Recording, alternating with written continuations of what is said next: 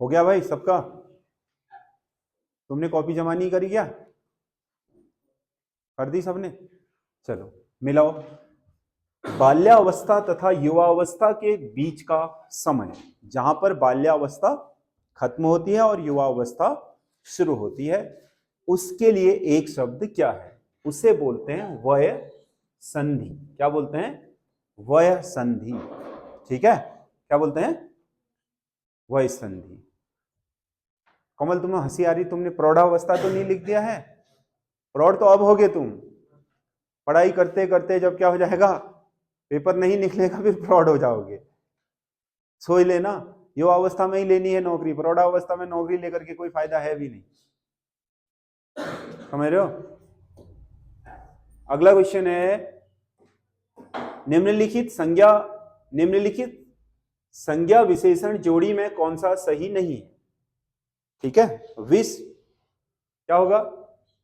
संज्ञा। विष क्या एक वस्तु है ना? संज्ञा। विषैला क्या हुआ इसका? विशेषण। ठीक है। आदि क्या है? संज्ञा। आदिम उसकी क्या है? विशेषता। ठीक है। पिता संज्ञा, पैतृक विशेषता, ये भी ठीक है। प्रांत, प्रांतिक नहीं होता है बल्कि क्या होता है? प्रांतीय। क्या होता है? प्रांतीय। तो ये गलत है। यही पूछ रहा है कौन सा जोड़ा सही नहीं है, तो इसका सही आंसर ये होगा। अब तो हर तरीके से आना चाहिए ना, अब इतना टाइम हो गया है, कोई संज्ञा ऐसे ही थोड़ी, गाय में कौन सी संज्ञा होगी थोड़ी पढ़ोगे आप। समझ गया ना? हर वह प्रकार जिस उससे पूछ सकता है, हर तरीके से हमें तैयार रखना हो। संज्ञा का मतलब, संज्ञा पढ़ने का मतलब यह है कि एक नंबर का आए तो एक पक्का, दो के आए तो दो पक्का। ग्रामर में तो यही होता है। समझ गया ना कि आपने ग्रामर सही ढंग से पढ़ी है, अब उससे कैसे भी पूछ ले आपको कोई दिक्कत होने वाली नहीं है। तभी ग्रामर पढ़ने का फायदा भी है, व्याकरण पढ़ने का फायदा तभी है जब आप हर तरीके से आए हुए क्वेश्चन को क्या करते हो? कर लेते हो। समझ गया ना? आप कोई क्रिकेटर है, अभ्यास है, केवल वो सोच रहा है कि मैं तो 2020 खेलने जा रहा हूं, फुलटॉस ही खेलूंगा, छक्के ही मारूंगा। समझ गया ना? आते ही दूसरे ने बाउंसर लगाया, मुंह तोड़ दिया। समझ गया ना? स्पिनर आया, घूमते ही रह गया, बोर्ड हो गया। समझ गया ना? तो वो खिलाड़ी कैसे सक्सेस होगा बताओ?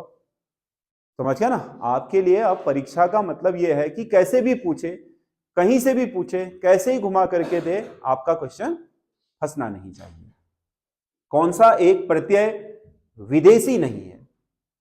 समझ गया ना? बाजी, जैसे बोलते हैं ना चालबाजी, समझ गया ना? ये विदेशी प्रत्यय है। क्या है? विदेशी। ये बाजी है, साज है, आना है, ये फारसी और अरबी के प्रत्यय है सारे के सारे। समझ गया ना? जैसे घड़ी साज बोलते हैं ना, घड़ी साज। ठीक है, जैसे आना, समझ गया ना? जैसे आना किसके पीछे लगेगा? बहलाना, आना। ठीक है, तो ये आना शब्द भी आपका विदेशी है, अक्कड़ नहीं है। जैसे आप कहोगे ये आदमी पियक्कड़ है, बुझक्कड़। समझ गया ना? अक्कड़ शब्द किसका है? देशज है। अक्कड़ शब्द क्या है?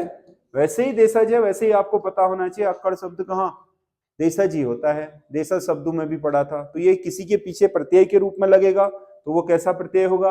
देशी प्रत्यय। बाकी सब क्या है? विदेशी प्रत्यय है। अगला क्वेश्चन है, वातानुकूल का सही संधि विच्छेद होगा। वातानुकूल का सही संधि विच्छेद होगा। देखो ये दो शब्दों से बना है, किससे? वाता नहीं, वात। वात का मतलब होता है वायु। वात का मतलब क्या होता है? वायु। और किससे बना है? अनुकूल। किससे बना है? अनुकूल। जो वायु क्या हो? अनुकूल हो। समझ गया ना? उसको बोलेंगे वातानुकूल। जैसे एसी को क्या बोलते हैं? वातानुकूल। समझ गया ना? क्योंकि वो वायु को अपने आपके शरीर के अनुकूल बना देता है। समझ गया ना? तो एयर कंडीशनर बोलते हैं ना उसको, वातानुकूल। वात मतलब क्या है? वात का मतलब क्या होता है? हवा। समझ गया ना? वातावरण शब्द किससे बना है? हवा। हवा का आवरण, वायु का आवरण। समझ गया ना? वात मतलब वायु है, तो वात शब्द है, वाता नहीं होता। समझ गया ना? अगर वात धन अनुकूल करोगे तो ये बताओ इसके अंत में हलंत लगा है? नहीं। तो इसका मतलब क्या छिपा है? औ। यहां क्या है? औ। जब दो एक जैसे लघु स्वर मिल जाएंगे तो क्या बनाएंगे? दीर्घ स्वर। क्या बन जाएगा ये? तो में से हमने औ हटा दिया था, हलंत लग गया था, ये दो औ मिलकर के क्या बन गए? आ। फिर क्या होगा? वातानुकूल दीर्घ संधि। कौन सा वाला होगा? वात धन अनुकूल। अब होने के लिए ये भी सही होगा, होगा या नहीं होगा बताओ? लेकिन ये शब्द का मूल सही नहीं है, ये ध्यान रखना। मूल शब्द भी तो सही होना चाहिए, संधि तो इसकी भी यही बनेगी। बनेगी या नहीं बनेगी बताओ? क्यों? क्योंकि नियम में क्या लिखा है? बड़ा और छोटा भी मिलते हैं तब भी क्या बनता है? बड़ा ही बनता है। छोटा और बड़ा मिलते हैं तब भी क्या बनता है? छोटे छोटे मिलते हैं तब भी बड़े बड़े बड़े मिलते हैं तो हाँ, लेकिन होने वही चाहिए। ई के साथ ऊ नहीं, ई के साथ ई। बड़ा ऊ के साथ बड़ा ऊ, आ के साथ आ। समझ गया ना? आ के साथ ई मिलेगा तो फिर अलग संधि बनेगी। जिसके लघु या दीर्घ में खत्म हुआ है पहले पद, उसी के लघु या दीर्घ में दूसरा पद शुरू हो, तब दीर्घ संधि बनती है। तो इसमें ये सही है। ज्ञ संयुक्त वर्ण किन दो वर्णों के सहयोग से बना हुआ है? ज्ञ आपके पास पता है, छे, त्र और ज्ञ। ये क से लेकर के ज्ञ तक की वर्णमाला में कितने? तीन क्या होते हैं? संयुक्त व्यंजन होते हैं। वैसे तो स्र भी है, लेकिन स्र आपकी वर्णमाला में दिया नहीं रहता है। 52 वर्णों में तो स्र भी है ना? समझ गया ना? लेकिन क से ज्ञ तक जो आप पढ़ते हो उसमें ये स्र कहीं पर नहीं आता है। समझ गया ना? लेकिन ये तीन आते हैं, तो इसमें से पूछ रहा है ज्ञ। समझ गया ना? अगर इस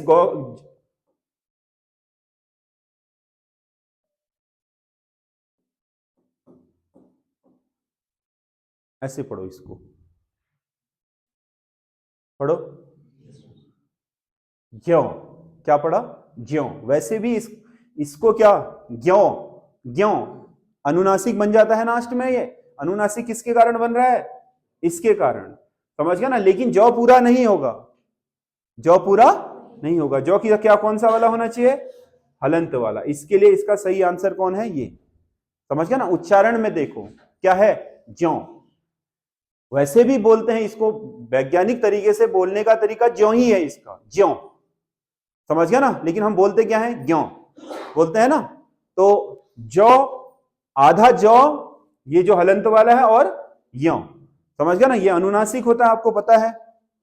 समझ गया ना? इसीलिए इस ध्वनि को बोलने में नौ की ध्वनि आती है नाक से। बोलो, ज्यों आती है ना? तो ये कारण है इसका। ठीक है? तो इसका सही आंसर ये होगा। अगला क्वेश्चन है, कौन सी वर्तनी अशुद्ध है? दैहिक। दैहिक सही वर्तनी है, देह से बनी है दैहिक। संग्रहित, ग्रहित ठीक है, री की मात्रा ही होनी चाहिए। महाबली तो ठीक ही दिख रहा है। अतिथि, अतिथि समझ गया ना? होना क्या चाहिए? अ तिथि। तिथि तो तिथि जैसे लिखोगे ना, बड़ी थोड़ी हो जाएगी। समझ गया ना? अतिथि मतलब जिसकी तिथि ज्ञात ना हो, जिसके आने की तिथि ज्ञात ना हो, उसे बोलते हैं ना अतिथि। तो ये तिथि शब्द के आगे और लगा है, तो क्या होना चाहिए? अतिथि, न कि अति। अतिथि बड़ी थी नहीं होनी चाहिए, छोटी होनी चाहिए। इसीलिए सही आंसर क्या होगा? ये होगा। अगला, राजभाषा विभाग किस मंत्रालय के अधीन कार्य करता है? राजभाषा विभाग भारत सरकार का जो राजभाषा विभाग है वो केंद्रीय गृह मंत्रालय के अधीन काम करता है। राजभाषा विभाग किसके मंत्रालय के अधीन है? गृह मंत्रालय के। गृह मंत्रालय ही राजभाषा आयोग को संभालता है, इसी के अधीन है। ठीक है? ग्रामोद्धार शब्द में कौन सा समास होगा?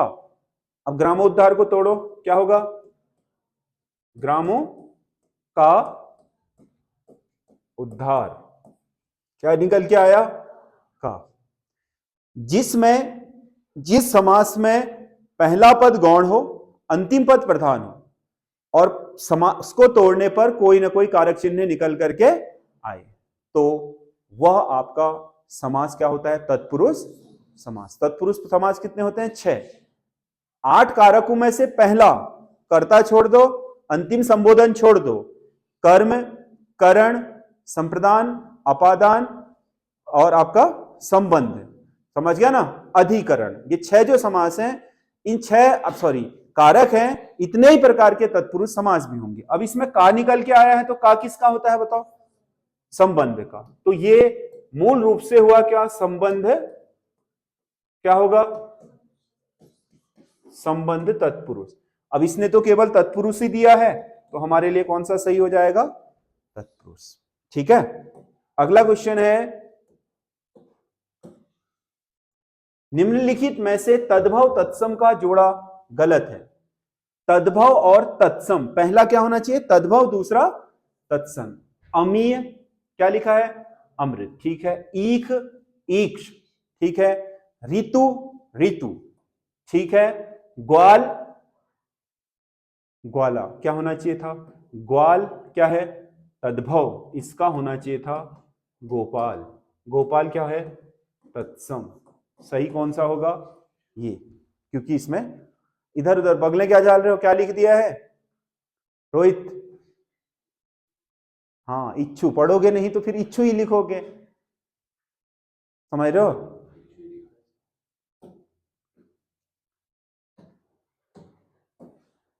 शेर से मुझे डर नहीं लगता, शेर से मुझे डर नहीं लगता, वाक्य में कारक बताइए। से है, वाक्य में क्या है? से, और से होता है तो या तो करण का होता है या अपादान का। करण का से केवल किस कंडीशन में होता है? जब वहां पर से जिसके साथ लगा है वो कर्म क्या हो? उस क्रिया का आधार हो, समझ गया ना? जब कोई चीज किसी से अलग होती है, किसी चीज की तुलना होती है, कोई किसी से कुछ सीखता है, समझ गया ना, कोई किसी से डरता है, तो तब क्या होता है? अपादान का। यहां क्या प्रकट कर रहा है ये? डर। डर नहीं लगना अलग चीज है, लेकिन डर के संबंध में ही बात करी ना। मुझे शेर से मुझे डर नहीं लगता, तो ये आपका शेर यहां पर आधार नहीं है, समझ गया ना, बल्कि डर, डरने के संबंध में से है ये। और डरने के संबंध में, तुलना करने के संबंध में, सीखने के संबंध में, अलग होने के संबंध में जो भी से आएगा वो किसका होगा? अपादान का, ना कि करण का। तो इसमें कारक क्या होगा? अपादान। वह बहुत पढ़ता है, वाक्य में सर्वनाम होगा। अब सर्वनाम शब्द कौन सा है इसमें? वह। अब ये बताओ, ये वाक्य किस संबंध में कहा है? किसी तीसरे व्यक्ति के संबंध में या पास के या दूर के संबंध में? किसके संबंध में? किसी तीसरे व्यक्ति, दो लोग बात कर रहे हैं, वह बहुत पढ़ता है, किसी तीसरे व्यक्ति, समझ गया ना? क्या कह रहा है? वह बहुत पढ़ता है। अब पढ़ता है बता रहा है, तो वह, जब दो लोग बात कर रहे हैं तभी तो वो तीसरे के बारे में बता रहे हैं। और जब दो लोग बात करते हैं तो एक कहने वाला होता है कौन? उत्तम पुरुष। एक सुनने वाला होता है मध्यम पुरुष। और जिस तीसरे की वो बात कर रहे होते हैं उसे क्या बोलते हैं? जैसे मैं रेनू से बात कर रहा हूं, मैं बोलने वाला हूं तो श्रोता, रेनू क्या है? सॉरी, मैं बोलने वाला हूं वक्ता, रेनू क्या है? श्रोता। तो मैं क्या हूं? उत्तम पुरुष, वो क्या है? मध्यम पुरुष। अब हम दोनों बात कर रहे हैं, समझ गया ना? एक लड़की आज आई नहीं है, मैंने कहा शालिनी कहां है, समझ गया ना? तो ये क्या बोलेगी? वह पढ़ रही, वह पढ़ने गई है। अब यह वह संबंध किसके संबंध में आया बताओ? पास या दूर के संबंध में या किसी तीसरे के संबंध में? अगर मैं कहूं कि वह मेरी किताब है, तब यह पास और दूर का बता रही है। वह मेरी किताब है कहूं तो हम तीसरे की बात नहीं कर रहे हैं, बल्कि पास या, जब पास या दूर के लिए वह शब्द का प्रयोग हो तब वो क्या होता है? निश्चयवाचक। अब जब तीसरे के लिए हो तब क्या होता है? तो इसमें क्या होगा? यही सूक्ष्म अंतर समझना है। किसमें? यह और वह शब्द में। क्योंकि निश्चयवाचक और क्या? अन्य पुरुष सर्वनाम में, यही दो शब्द क्या करते हैं? परेशान। तो शब्द के भाव को वाक्य के भाव को समझना है कि क्या बात करी है उसने। यहां पर किसी को पास या दूर का नहीं बता रहा है, बल्कि तीसरे के किसी पढ़ने के विषय में चर्चा हो रही है, समझ गया ना? तो यहां पर वह कोई थर्ड पर्सन, और तीसरा है तो क्या होगा? अन्य पुरुष। पुरुष होगा तो पुरुषवाचक सर्वनाम। ठीक है। अगला, आज कक्षा में आधे ही विद्यार्थी उपस्थित हैं। आज कक्षा में आधे ही विद्यार्थी उपस्थित हैं, रेखांकित पद है आधे, ठीक है। परिमाणवाचक विशेषण, संख्यावाचक विशेषण, अनिश्चयवाचक विशेषण और परिमाणवाचक क्रिया विशेषण, ठीक है। अब बताया क्या है, विद्यार्थी। विद्यार्थी क्या है, संज्ञा। ये क्या है, संज्ञा की मात्रा। तो संज्ञा की मात्रा बताएगा तो विशेषण ही होगा, क्रिया विशेषण तो होगा नहीं, तो क्या होगा, विशेषण। अब परिमाणवाचक विशेषण है या संख्यावाचक है, इसका डिसीजन हमेशा किससे होता है, विशेष्य से। विशेष्य अगर मात्रा में बताए जाने वाला पदार्थ है तो क्या होगा, परिमाणवाचक।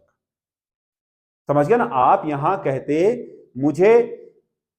मुझे आधा ही मक्खन मिला, आधा ही मक्खन मिला, तो आधा का मतलब यहां पर मक्खन की संख्या नहीं, मक्खन की क्या बता रहा है, क्वांटिटी, मात्रा, तब परिमाणवाचक। विद्यार्थी तो गिने जाने योग्य है ना, तो ये क्या होना चाहिए, आधे। मतलब 20 थे 10 आए हैं, तो मैंने क्या कहा, आज आधे ही विद्यार्थी हैं, संख्यावाचक। अनिश्चित संख्यावाचक होगा क्या, संख्यावाचक। लेकिन अनिश्चित तो दिया ही नहीं है, तो हम किसके साथ जाएंगे, संख्यावाचक के साथ। समझ रहे हो, क्योंकि हमेशा देखो, कभी भी विशेषण के आगे, कभी भी विशेषण यदि आपको कंफ्यूजन हो जाए कि ये संज्ञा क्या है, संख्यावाचक है या परिमाणवाचक, तो आप उसके विशेष से, जिसकी विशेषता बता रहा है उस संज्ञा को देखिए। वो संख्या अगर गिनी जाती है, समझ गया ना। आपसे कोई कहे मुझे कुछ रुपये, कुछ रुपये कहे कोई, समझ गया ना, और आपसे कहे कुछ चावल, तो इन दोनों जगह पर कुछ अलग अलग क्या बताएगा, अलग अलग विशेषण बताएगा। है कुछ शब्द ही, कुछ शब्द के आगे पेटेंट नहीं है कि वो क्या परिमाणवाचक ही होगा। यहां पर कुछ शब्द देखो, रुपये, कुछ रुपये, 100 200 500 क्या है, संख्या में होंगे ना, तो ये कुछ यहां अनिश्चित संख्यावाचक बता रहा है। चावल गिनते नहीं बल्कि क्या करते हैं, माप और तोल की जाती है, तो यहां पर ये कुछ क्या बता रहा है, मात्रा बता रहा है। ये अंतर समझना है। यही सूक्ष्मताएं हैं जो आपको क्या थोड़ा बहुत औरों से अलग करेंगी, ठीक है। इस पे विशेष ध्यान देना है, क्योंकि एक एक नंबर कीमती है, समझ गया ना। एक नंबर भी खराब नहीं होना चाहिए, समझ गया ना। अगर आपने उस तरीके से करा है तो फिर आपको कोई दिक्कत होने वाली नहीं है। पिछले संडे के दिन कौन सा पेपर था, लैब वाला था शायद, कौन सा था, तुम में से दिया था किसी ने, लैब असिस्टेंट का था। तुमने उसका उत्तराखंड देखा या जीएस देखा, हाँ, उसमें इतिहास देखा। एक भी क्वेश्चन तुम्हारे इतिहास से बाहर है, नहीं है। एक भी उत्तराखंड का क्वेश्चन उससे बाहर है, एक भी क्वेश्चन देख लो, समझ गए ना। अब लेकिन उन क्वेश्चनों को कर कौन पाया होगा बताओ, वो सीधे सीधे नहीं, बहुत सारे क्वेश्चन क्या है, सीधे नहीं है, लेकिन जिस रूप में मैंने तुम्हें बता रखे हैं, क्लास में पढ़ा रखे हैं, एज इट इज वैसे ही होंगे। एक क्वेश्चन हिला करके देख लो, आप मुझे बता दो कि सर आपने इस संदर्भ में नहीं पढ़ा था ये क्वेश्चन, हिस्ट्री का देख लो या किसका, उत्तराखंड का देख लो, किसी भी संदर्भ में। संस्कृति के संबंध में जितने भी चीजें मैंने बताई कि ऐसे पूछेगा, बोला था ना, तो वह पूछा भी वैसे ही है। किसी चीज के अगर 4 तरीके बोले हुए हैं कि ऐसे ऐसे पूछ सकता है, तो वैसे वैसे ही उनमें से ही किसी एक तरीके से पूछा गया या नहीं, आप देखना वो क्वेश्चन पेपर। और जिसने उत्तराखंड पढ़ा है, समझ गया ना, अभी रिसेंटली जिनका उत्तराखंड चल रहा है या पढ़ा है, वो देख लीजिएगा कैसे पूछे हैं, क्वेश्चन पूछने के तरीके भी देखिएगा, समझ गया ना। या फिर आप इतिहास जो आजकल आपका चल रहा है, इसे देख लीजिए, समझ गया ना। तो हर वो तरीका, समझ गया ना, जो आपको बताया जा रहा है उस तरीके से आपको चीजें आनी चाहिए। उससे भी परे आप सोच सकते हो कि ऐसे भी पूछ सकता है, वो भी आपको पता होना चाहिए, कोई दिक्कत नहीं है, समझ गया ना। हो सकता है कि किसी मामले में जो मैं पढ़ा रहा हूं, समझ गया ना, उससे ज्यादा आपकी सोचने की क्षमता हो उस टॉपिक पर। ये जरूरी थोड़ी है कि जो मैं सोच रहा हूं वही बेस्ट है, ये कभी जरूरी नहीं होता, समझ गया ना। किसी टॉपिक पर आप मेरे से बेहतर सोच रहे हैं, तो आप अपनी सोच के साथ चलिए ना। और किसी सोच पर आपको लग रहा है कि मैं फंस रहा हूं और मेरी सोच आपको बेहतर लग रही है, तो मेरी सोच के साथ चलिए, समझ गया ना। लेकिन अपने थॉट्स बनाने बहुत जरूरी हैं, तभी चीजों में क्या स्पष्टता आती है। और जिसके पढ़ाई में स्पष्टता है वो नहीं फंसेगा, इतना मान के चल लो। समूह को इतना बड़ा भी एग्जाम नहीं होता है, समझ गया ना, कि उसके लिए क्या बहुत सारी तरकीबें भिड़ानी पड़े। साधारण रूप से थोड़ा बहुत आप क्या रहो, सेंसिटिव रहो, समझ गया ना, अपने आंख कान खुले रहो और अपने पुराने पेपरों को देखो कैसे पूछता है, सिलेबस को कवर करके रखो, पढ़ाई को जो भी पढ़ रहे हो उसे स्पष्ट रखो। पढ़ने के बाद चीजों में क्या होना चाहिए, गलतियां नहीं होनी चाहिए। ना पढ़ी हुई चीज ना भी आए तब भी स्कोप रहता है, समझ गया ना। 20% ही चीजें पढ़ी नहीं, हाथ नहीं भी लगाओ तब भी 75 ही तो मेरिट जारी है। 80 अटेम्प्ट कर लो, 2-3 खराब भी हो गए तब भी मेरिट में आ जाओगे। कौन सा 100 के 100 करने होते हैं, समझ गया ना। कोई कर भी नहीं सकता, कितना बड़ा 30 मार्क का हो, समझ गया ना, वो 100 क्वेश्चन थोड़ी कर लेगा, सही कभी नहीं कर पाएगा, ठीक है। इसलिए जिन तरीकों से, जिस चीज से भी आप चीजों को पढ़ रहे हो, अपने टॉपिक पर स्पष्टता रखिए। कहीं से भी कैसे भी क्वेश्चन आए वो गलत नहीं होना चाहिए, ठीक है। छोटी छोटी चीजें जिनमें आपका कंफ्यूजन होता है उन चीजों को क्लियर करके रखिएगा, ठीक है। वही चाबी है जो आपको बोलते हो ना, ये गलती अपने हाथों से गलत हो गया, समझ गए ना। और 100 नंबर में से 4-5 क्वेश्चन हमेशा हर किसी स्टूडेंट के ऐसे ही जाते हैं। ये अपने हाथों से गलत होने वाला इसीलिए होता है, पढ़ते तो हैं लेकिन उसके दूसरे पक्ष को देखते नहीं, समझ गए ना। जैसे हमने किसकी बात करी है, कुछ की ही बात करी।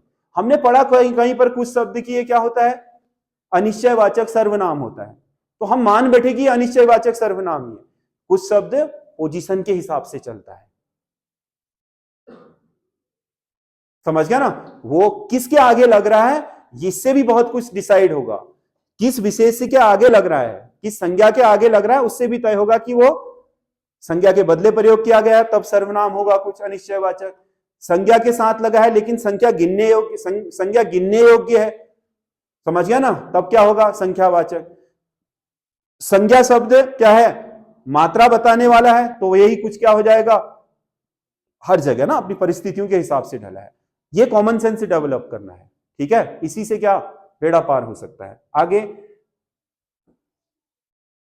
किस वाक्य में अकर्मक क्रिया है, किस वाक्य में अकर्मक क्रिया है, गेहूं पीस रहा है।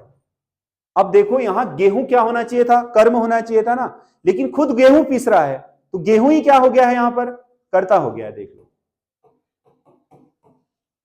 पीसने वाला खुद कौन है, गेहूं पीस रहा है ना।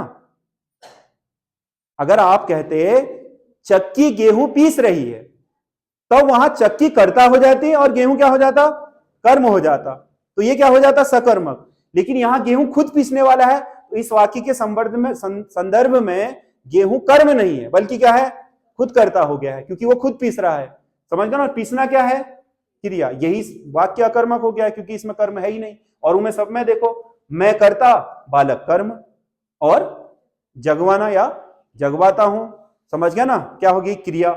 मदन क्या, कर्ता, गोपाल कर्म, और हंसाना क्या है, क्रिया। राम क्या, कर्ता, पत्र क्या, कर्म, और लिखना क्या, क्रिया। तो कर्ता कर्म, कर्ता कर्म, कर्ता कर्म, सब में कर्म आ रहा है, इसका मतलब ये सब सकर्मक है। इसमें गेहूं क्या, वैसे होना कर्म चाहिए था, लेकिन इस वाक्य में जिस तरीके से गेहूं का प्रयोग किया गया है, गेहूं क्या लग रहा है, कर्ता लग रहा है ना। तो इसका मतलब यही क्या है, अकर्मक क्रिया है, बाकी सारी की सारी क्या है, सकर्मक। बंदर शब्द का पर्यायवाची नहीं है, बंदर शाखा मृग, सही है। मरकट, रावण बोलता था ना हनुमान को, मरकट है ना। और कीस भी क्या है, विहग नहीं है, विहग तो पक्षी का होता है, समझ गया ना। ये सही आंसर है। अगला,